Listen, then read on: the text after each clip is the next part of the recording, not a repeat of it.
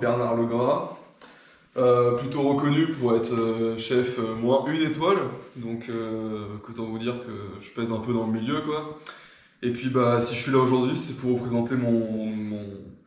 Vous savez, enfin, je vous l'avais dit au début, on avait convenu ça, le livre. Ouais, allez-y. Oui. Sur les recettes faites par ma personne, bien évidemment. Est-ce que vous pouvez donner des exemples de ces recettes? Évidemment. Donc tout simplement, une magnifique recette telle que la morte Adèle. Et vous allez me dire en quoi consiste cette recette, mon brave? Oui, c'est ça. Et bien tout simplement de prendre une Adèle et la tuer. Et bien sûr, deuxième recette, nous avons les classiques, je vais vous montrer, regardez, les pommes à la merde, voilà. Donc c'est un plat très joli, voilà, qui fait très très envie. Regardez, prenez par ici, voilà, comme ça. Voilà, donc ça c'est, bien sûr, c'est que de petits exemples parmi tant d'autres. Parce que évidemment, mon esprit regorge de créativité et d'ingéniosité pour concevoir des nouveaux plats. Voilà. Très intéressant. Et donc, est-ce que vous allez pouvoir nous présenter une de vos recettes? Bien sûr, on l'a direct. Bien sûr, j'avais tout prévu. Pour ceci, tout simplement, vous aurez besoin de bananes et de harissa. Très bien. On m'a toujours dit qu'on pouvait pas allier certains aliments, et moi je suis absolument contre ce genre de pratique. C'est pour cela que aujourd'hui, nous avons créé une recette, je cite, divine, à base de bananes tout simplement, et de harissa. Donc pour ce faire, vous aurez besoin d'une banane, ci-dessous, et de harissa que je m'empresse d'aller chercher dans mon placard à nourriture. Excusez-moi, je vais trouver. Attendez, on a encore un peu. Attendez, hein. Ah c'est bon, je l'ai. Voilà, donc de la harissa, tout ce qu'il y a de plus classique, hein. Voilà. De la harissa, tout ce qu'il y a de plus classique, voilà. Donc, après, vous prenez votre ustensile préféré. L'ustensile d'un cuistot, à votre avis, c'est quoi? C'est un couteau qui coupe, de préférence. Donc, voilà. Donc, vous prenez la banane. Après, vous êtes lavé les mains, bien sûr. Moi, je me suis pas lavé les mains, c'est normal, parce que je suis toujours propre. Donc, vous saisissez la banane comme ça. Voilà, comme ça. Et vous l'étendez tout simplement sur la plaque de cuisson. Je déconne, c'était une planche à découper. Voilà. Donc après, vous allez prendre votre couteau et faire des fines lamelles, comme ça.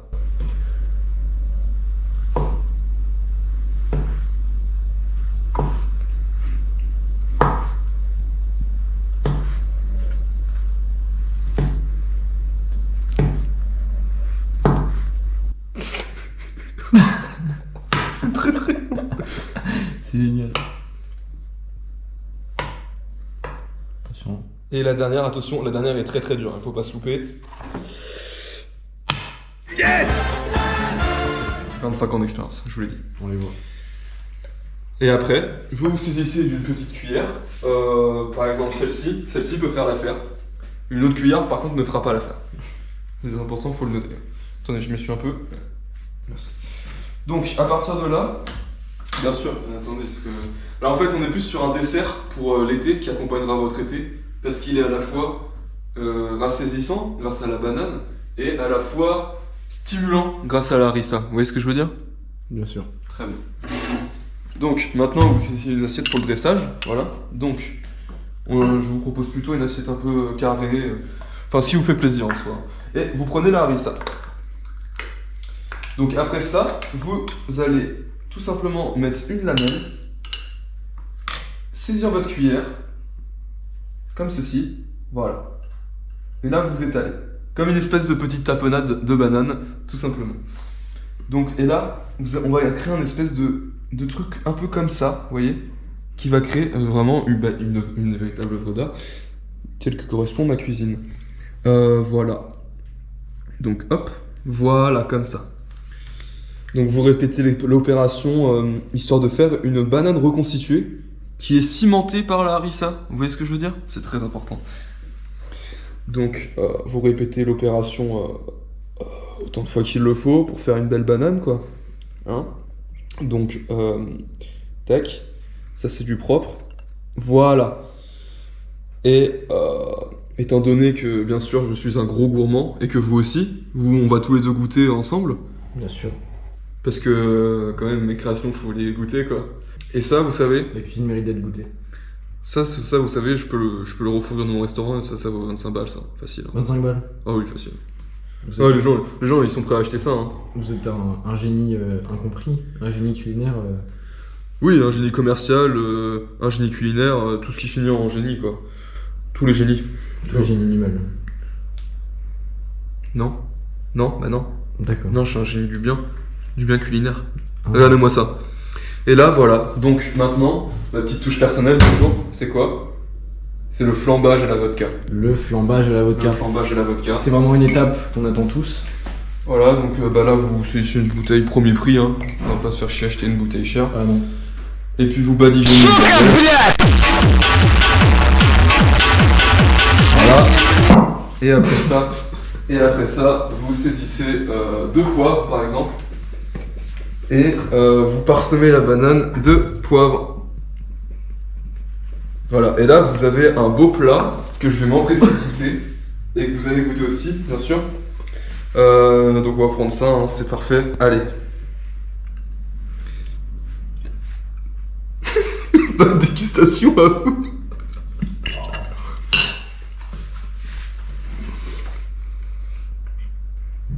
Vous savez, des fois je me dégoûte. Hein.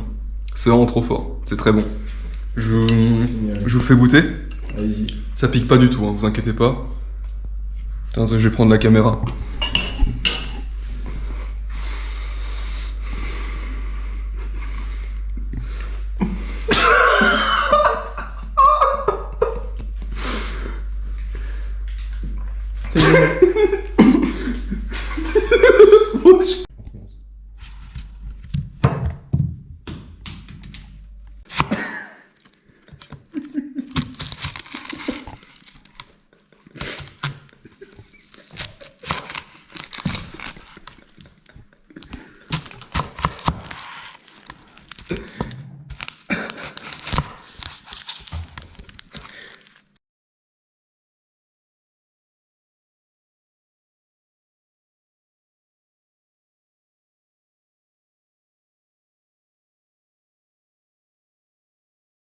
Crunch.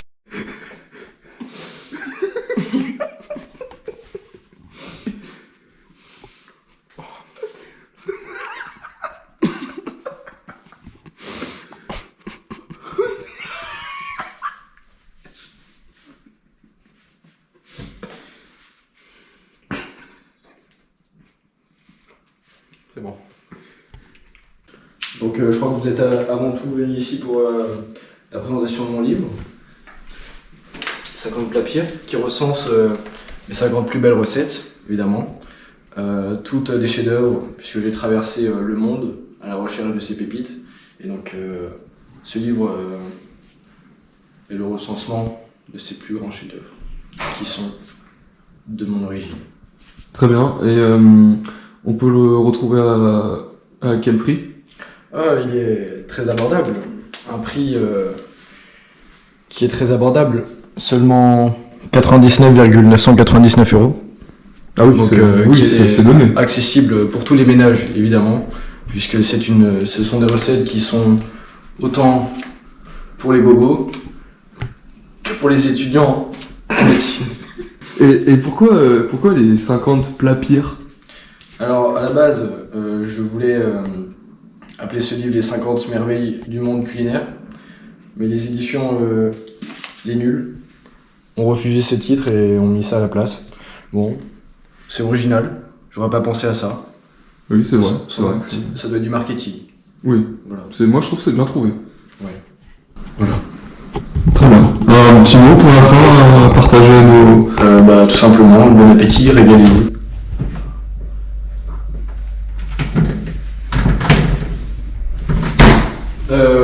Oui. Qu'est-ce que vous faisiez? Ah, qu'est-ce que je faisais La pignouf. La pignouf. Oui, la pignouf. Et qu'est-ce que c'est la pignouf? Vous connaissez pas la pignouf? Non, dites-moi en plus. C'est un rituel de grand cuisinier avant chaque repas. C'est une méthode de préparation que seuls les grands maîtrisent. Donc j'en fais partie. Vous savez, j'ai cuisiné pour pour les plus grands. Zidane, Fabien Barthez, Jules César Ah oui. et Cléopâtre aussi. Ah oui, tout de même. Oui, Ah oui, donc vous êtes un... le plus grand. Ah oui, c'est le terme, c'est le terme. C'est le terme, c'est le moins qu'on puisse dire, évidemment. C'est vraiment le moins qu'on puisse dire, c'est vrai. Voilà. En effet. Vas-y.